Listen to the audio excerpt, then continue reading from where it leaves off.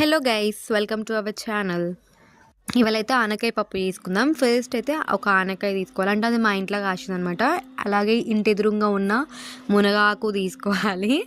And ఇంకా ఎర్రపప్పు ఇంకా కందిపప్పు ఈ రెండు కలిపి నానబెట్టుకున్నాం గైస్. పెసరపప్పు ఉంటే నానబెట్టుకున్నది కూడా బాగుంటుంది టేస్ట్. అండ్ నెక్స్ట్ ఆనకాయ ఇంకా మునగాకు వేసేసుకొని ఇంకా పచ్చిమిరపకాయల పేస్ట్ అనమాట, ఓన్లీ పచ్చిమిరపకాయలు.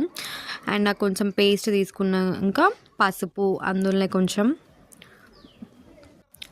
అండ్ ఇంకా ఉప్పు వేసుకొని నూనె పోసుకొని ఇంకా కుక్కర్ పెట్టేసుకోవాలన్నమాట. బాగా మిక్స్ చేయండి ఫస్ట్ అయితే. అండ్ కుక్కర్లో పెట్టేసుకున్న తర్వాతకి ఒక 4-5 విజిల్స్ వచ్చిన తర్వాతకి ఇంకా తీసేసి పక్కన పెట్టుకొని ఇప్పుడు నెక్స్ట్ తాలింపు పెట్టేసుకుందాం. నూనె ఇంకా మినపప్పు, శనగపప్పు కూడా ఏంటో వేసుకోండి. అండ్ జీలకర్ర, ఆవాలు, ఎండుమిరపకాయలు ఇంకా ఎల్లిపాయలు వేసేసుకొని పసుపు ఇంకా ఇంగువ కొంచెం వేసేసుకోవాలి. ఇంకా అదే తాలింపు అయినట్టే గైస్.